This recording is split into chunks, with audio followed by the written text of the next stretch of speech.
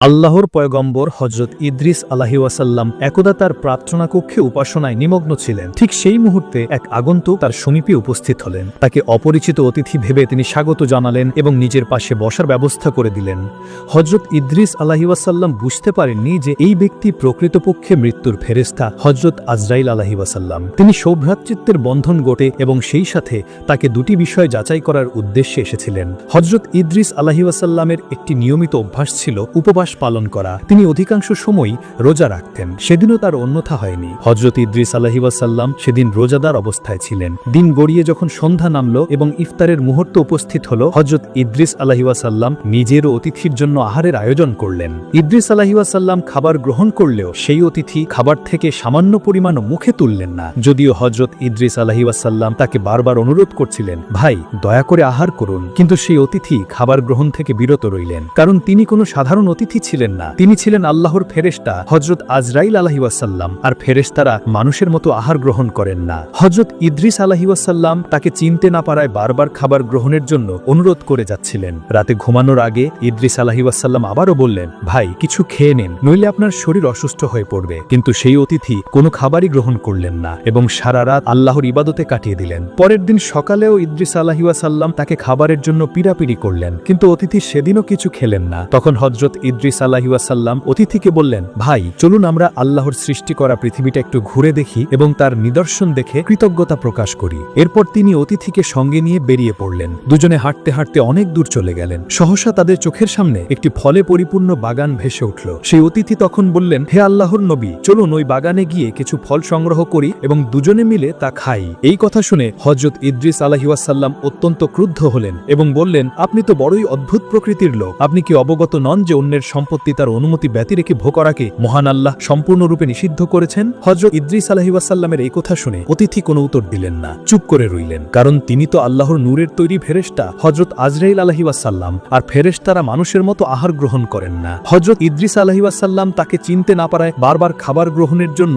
অনুরোধ করে যাচ্ছিলেন। এভাবে পুরো দিনটা তারা ঘুরে বেড়ালেন। আল্লাহর সৃষ্টি ও মহিমা দেখে সন্ধ্যার সময় তারা ঘরে ফিরে এলেন। এভাবেই সেই অতিথি হযরত ইদ্রিস আলাইহিস সালামের গৃহে 3 দিন কাটালেন, কিন্তু এই 3 দিনে তিনি কোনো খাবার খেলেন না বা এক মুহূর্তের জন্যও ঘুমাননি। তখন হযরত ইদ্রিস আলাইহিস সালাম অতিথিকে লক্ষ্য করে বললেন, হে আগন্তুক, আমি আল্লাহর নামে শপথ করে আপনাকে জিজ্ঞেস করছি, দয়া করে আপনার আসল পরিচয় দিন। কারণ কোনো মানুষ 3 দিন না খেয়ে না ঘুমিয়ে এভাবে থাকতে পারে না। আপনি নিশ্চয়ই আপনার আসল পরিচয় গোপন করছেন। জবাবে অতিথি বললেন, হে আল্লাহর নবী, আমি আসলে কোনো মানুষ নই, আমি মৃত্যুর ফেরেশতা হযরত আজরাইল আলাইহিস সালাম। এই কথা শোনা মাত্র হযরত ইদ্রিস আলাইহিস সালাম হতবাক হয়ে গেলেন এবং তার শরীর ভয়ে কাঁপতে লাগলো। তিনি বললেন, তাহলে আমার জীবনের শেষ সময় উপস্থিত হয়ে গেল। অতঃপর ইদ্রিস আলাইহিস সালাম হযরত আজরাইল আলাইহিস সালামকে জিজ্ঞেস করলেন, আপনি কি আমার প্রাণ সংহার করতে এসেছেন? তখন হযরত আজরাইল আলাইহিস সালাম বললেন, হে আল্লাহর নবী, না, আমি আপনার প্রাণ নিতে আসেনি, আমি আপনার সাথে সৌভ্রাতৃত্বের বন্ধন স্থাপন করতে এসেছি। হযরত ইদ্রিস আলাইহিস সালাম জানতে চাইলেন, আপনি কেন আমার সাথে ভ্রাতৃত্বের বন্ধন স্থাপন করতে চান? মালাকুল মাউত বললেন, আমি আকাশ থেকে আপনার ইবাদত ও একনিষ্ঠতা দেখে মুগ্ধ হয়েছি এবং আল্লাহর কাছে বারবার প্রার্থনা করেছি যেন তিনি আমাকে আপনার সাথে বন্ধুত্ব করার সুযোগ দেন। আমার সেই প্রার্থনা আল্লাহ কবুল করেছেন এবং আমাকে আপনার কাছে আসার অনুমতি দিয়েছেন। হযরত ইদ্রিস আলাইহিস সালাম বললেন, হে মৃত্যুর ফেরেশতা আজরাইল, আপনি আমার ভাই হতে চান, কিন্তু আমার কিছু শর্ত আছে। যদি আপনি আমার শর্তগুলো পূরণ করেন তবেই আমি আপনাকে ভাই হিসেবে গ্রহণ করব। তখন আজরাইল বললেন, আপনার কি শর্ত বলুন, আমি আপনার সকল শর্ত পূরণ করতে প্রস্তুত। হযরত ইদ্রিস আলাইহিস সালাম বললেন, আমার প্রথম শর্ত হলো আপনি আমার রূহ কবজ করবেন, যাতে আমি মৃত্যুর যন্ত্রণা কেমন তা উপলব্ধি করতে পারি এবং সেই অভিজ্ঞতা থেকে আল্লাহর ইবাদতে আরো বেশি মনোযোগী হতে পারি। আজরাইল আলাইহিস সালাম বললেন, হে আল্লাহর নবী, যদিও রূহ কবজ করা আমার দায়িত্ব, কিন্তু আল্লাহর আদেশ ছাড়া আমি তা করতে পারি না, আর আপনার মৃত্যুর সময় এখনো হয়নি। হযরত ইদ্রিস আলাইহিস সালাম বললেন, আপনি আল্লাহর কাছে আমার জন্য এই অনুমতি চেয়ে প্রার্থনা করুন। মালাকুল মাউত আল্লাহর কাছে প্রার্থনা করলে আল্লাহ রাব্বুল আলামিন তাকে অনুমতি দিলেন। তখন হযরত আজরাইল আলাইহিস সালাম বললেন, হে আল্লাহর নবী, আল্লাহ আমাকে অনুমতি দিয়েছেন। এ কথা শুনে হযরত ইদ্রিস আলাইহিস সালাম অত্যন্ত আনন্দিত হলেন এবং বললেন, বললেন, ভাই তাহলে আপনার কাজ শুরু করুন। এরপর হযরত আজরাইল আলাইহিস সালাম তাকে মাটিতে শুইয়ে দিয়ে তার রূহ কবজ করলেন। তিনি অত্যন্ত সতর্কতার সাথে কাজটি করলেন যেন তার কষ্ট কম হয়। রূহ কবজ করার পর আল্লাহর হুকুমে তিনি আবার সেই রূহ তার দেহে ফিরিয়ে দিলেন। হযরত ইদ্রিস আলাইহিস সালাম পুনরায় জীবিত হলেন। তখন আজরাইল আলাইহিস সালাম তাকে জিজ্ঞেস করলেন, ভাই ইদ্রিস, মৃত্যুর যন্ত্রণা কেমন অনুভব করলেন? ইদ্রিস আলাইহিস সালাম জবাব দিলেন, হে মালাকুল মাউত, আমার মনে হলো একটি জীবন্ত ছাগলের শরীর থেকে চামড়া তুলে নিলে তার যেমন কষ্ট হয়, আমার যন্ত্রণা ছিল তার চেয়েও হাজার হাজার গুণ বেশি। মালাকুল মাউত তখন বললেন, হে আল্লাহর নবী ইদ্রিস,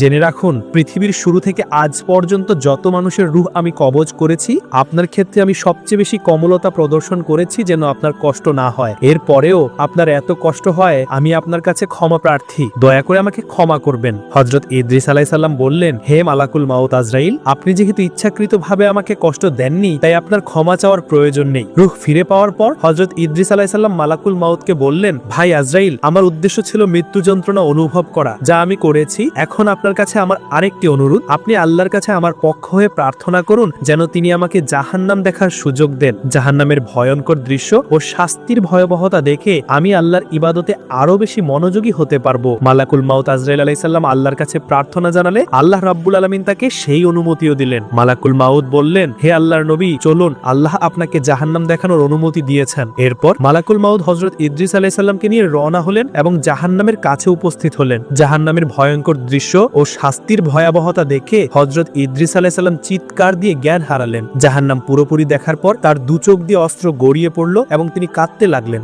জাহান্নামের সেই বিভীষিকাময় দৃশ্য দেখার পর ইদ্রিস আলাইহিস সালাম আজরাইল আলাইহিস সালামকে বললেন, ভাই, আপনি আমাকে মৃত্যুর যন্ত্রণা ও জাহান্নামের ভয়াবহতা দেখিয়েছেন, যার ফলে আমার মনে আল্লাহর ইবাদতের ইচ্ছা আরো তীব্র হয়েছে। আমি যতদিন বেঁচে থাকবো একনিষ্ঠভাবে আল্লাহর ইবাদত করব এবং আমার অনুসারীদের সবসময় জাহান্নাম ও মৃত্যু সম্পর্কে সতর্ক করব।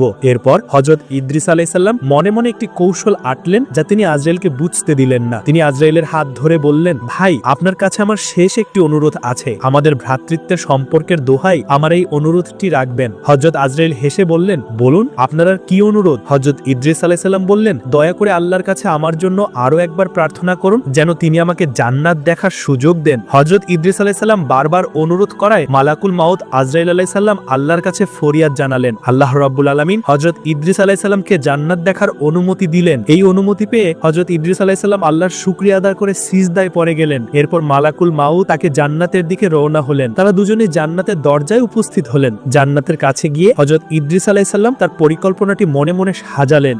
তিনি নিজের পরিকল্পনার কথা আজরাইল আলাইহিস সালামকে কোনোভাবেই বুঝতে দিলেন না। তার মনোবাসনা ছিল যদি কোনোভাবে জান্নাতে প্রবেশ করা সম্ভব হয় তবে তিনি সেখানেই স্থায়ী হয়ে যাবেন, কারণ আল্লাহ রাব্বুল আলামিন প্রতিশ্রুতি দিয়েছেন যে একবার জান্নাতে প্রবেশ করবে তাকে আর কখনো সেখান থেকে বের করে দেওয়া হবে না। হযরত ইদ্রিস আলাইহিস সালাম মনে মনে ভাবলেন, আমি তো ইতিমধ্যে মৃত্যুর স্বাদ গ্রহণ করেছি, এখন যদি আল্লাহর ইচ্ছায় একবার জান্নাতে প্রবেশ করতে পারি তাহলে আর কখনো জান্নাত থেকে বের হব না, কেননা আল্লাহ তাআলা বলেছেন জান্নাতে যে প্রবেশ করবে সে চিরকাল জান্নাতি অবস্থান করবে। এই চিন্তাগুলো তিনি নিজের মনে লালন করছিলেন, অথচ আজরাইল আলাইহিস সালাম তার মনোভাব একেবারেই টের পেলেন না। মহান আল্লাহ রাব্বুল আলামিন ইদ্রিস আলাইহিস সালামের অন্তরের ইচ্ছাগুলো শুনে মুচকি হাসলেন, কারণ তাকদীরে তিনি আগে থেকেই লিখে রেখেছিলেন ইদ্রিস আলাইহিস সালামকে জীবিত অবস্থাতেই মৃত্যুর আগে জান্নাত দেখাবেন এবং তাকে জান্নাতে স্থায়ীভাবে রাখবেন। যখন আজরাইল আলাইহিস সালাম ইদ্রিস আলাইহিস সালামকে নিয়ে জান্নাতের দরজায় উপস্থিত হলেন তখন তিনি বললেন, হে ইদ্রিস আলাইহিস সালাম, এই যে জান্নাত, আপনি প্রবেশ করুন, তবে শর্ত হলো আপনার পায়ে থাকা জুতোটি বাইরে রেখে যান। এরপর ভিতরের সকল নিয়ামত ভোগ করুন এবং তারপর আবার আমার কাছে ফিরে আসবেন। আমি আপনার জন্য বাইরে অপেক্ষা করব। যখন সময় হবে আপনাকে দুনিয়ায় ফিরিয়ে নেওয়ার আমি ডাক দেব, তখন আপনাকে সঙ্গে নিয়ে আবার আল্লাহর জমিনে ফিরে আসব। কিন্তু আজরাইল আলাইহিস সালাম জানতেন না যে ইদ্রিস আলাইহিস সালাম মনে মনে কি পরিকল্পনা করছেন। তিনি অনুমানও করতে পারলেন না। ইদ্রিস আলাইহিস সালাম তার কথা শুনে জুতো বাইরে রেখে জান্নাতে প্রবেশ করলেন। আল্লাহর জান্নাতের অপার সৌন্দর্য ও নিয়ামত তিনি একে একে ভোগ করতে শুরু করলেন। যত নিয়ামত তিনি দেখছিলেন তার দৃষ্টি ততই শীতল হচ্ছিল। প্রতিটি নিয়ামতের সামনে তিনি আলহামদুলিল্লাহ বলে শুকরিয়া আদায় করছিলেন এবং সেজদায় লুটিয়ে পড়ছিলেন। যতই তিনি জান্নাতের সৌন্দর্য দেখছিলেন ততই তার মন আরো দৃঢ়ভাবে জান্নাতের প্রতি আকৃষ্ট হয়ে যাচ্ছিল। দীর্ঘ সময় পার হয়ে গেলে আজরাইল আলাইহিস সালাম উচ্চস্বরে আহ্বান করলেন, হে আল্লাহর নবী ইদ্রিস আলাইহিস সালাম, এখনই ফিরে আসুন, আমাদের দুনিয়ার পথে রওনা দেওয়ার যাওয়ার সময় হয়ে গেছে। আমি আপনাকে দুনিয়ায় পৌঁছে দিয়ে আমার দায়িত্বে নিয়োজিত হব, কারণ আল্লাহ রাব্বুল আলামিন আমার উপর বিরাট এক দায়িত্ব অর্পণ করেছেন। আজরাইল আলাইহিস সালামের ডাক শুনে ইদ্রিস আলাইহিস সালাম জান্নাত থেকে ধীরে ধীরে বের হয়ে এলেন। বাইরে এসে তিনি জুতো পায়ে দিয়ে আবার তাড়াতাড়ি জান্নাতের ভিতরে প্রবেশ করলেন। এই দৃশ্য দেখে আজরাইল আলাইহিস সালাম বললেন, ভাই আপনি কেন আবার জান্নাতের ভিতরে ঢুকে গেলেন? আমাদের তো এখন দুনিয়ায় ফেরা উচিত। ইদ্রিস আলাইহিস সালাম বললেন, আপনার সঙ্গে আমার শর্ত ছিল আমি জান্নাত ঘুরে দেখে আবার ফিরে আসব এবং আমার জুতো জান্নাতের বাইরে রেখে যাব। আমি আমার জুতোকে বাইরে রেখে গিয়ে ভিতরে গিয়ে নিয়ামতগুলো দেখে আবার বের হয়ে এসেছি, তাই আমার প্রতিশ্রুতি পূর্ণ করেছি। তবে হয়তো আপনি একটি বিষয় ভুলে গেছেন। মহান আল্লাহ রাব্বুল আলামিন বলেছেন, মৃত্যুর পর জাহান্নাম দর্শনের পর যে জান্নাতে প্রবেশ করবে সে আর কখনো জান্নাত থেকে বহিষ্কৃত হবে না। আপনি তো আমার রুহু কবজ করেছেন, অর্থাৎ আমি মৃত্যুর স্বাদ গ্রহণ করেছি, আমি জাহান্নামও দেখেছি, তারপর জান্নাতেও প্রবেশ করেছি, জান্নাতের নিয়ামত ভোগ করে আবার বের হয়ে এসে আপনার সাথে দেওয়া অঙ্গীকারও পূর্ণ করেছি। তাই এবার আপনি ফিরে যেতে পারেন, আমি জান্নাত থেকে আর বের হচ্ছি না। ইদ্রিস আলাইহিস সালাম বের হতে অস্বীকৃতি জানালে আজরাইল আলাইহিস সালাম তাকে বারবার অনুরোধ করতে লাগলেন, কিন্তু ইদ্রিস আলাইহিস সালাম দৃঢ়ভাবে জানালেন যে তিনি আর জান্নাত ছাড়বেন না। তখন আজরাইল আলাইহিস সালাম আল্লাহর দরবারে আরজ করলেন, হে আল্লাহ, আপনার নির্দেশে আমি ইদ্রিস আলাইহিস সালামকে দুনিয়া থেকে জান্নাতে নিয়ে এসেছি। তিনি জান্নাত ঘুরে দেখেছেন, কিন্তু এখন তিনি জান্নাত থেকে ফিরে যেতে চান না। হে রব্বুল আলামিন, এখন আমি কি করব? আপনি একটি ফয়সালা করে দিন। আল্লাহ রব্বুল আলামিন তখন বললেন, হে মালাকুল মাউত, তুমি তোমার দায়িত্বে ফিরে যাও। আমি আমার নবী ইদ্রিস আলাইহিস সালামের ভাগ্যে এভাবেই লিখে রেখেছি, তিনি জান্নাতে এভাবে আসবেন এবং জান্নাতে অবস্থান করবেন, সুতরাং তাকে জান্নাতের নিয়ামত ভোগ করতে দাও। আল্লাহ রব্বুল আলামিনের এই সিদ্ধান্ত শুনে আজরাইল আলাইহিস সালাম বিষয়টির হিকমত বুঝলেন। তিনি হাসি মুখে ইদ্রিস আলাইহিস সালামকে সালাম জানিয়ে সেখান থেকে বিদায় নিলেন।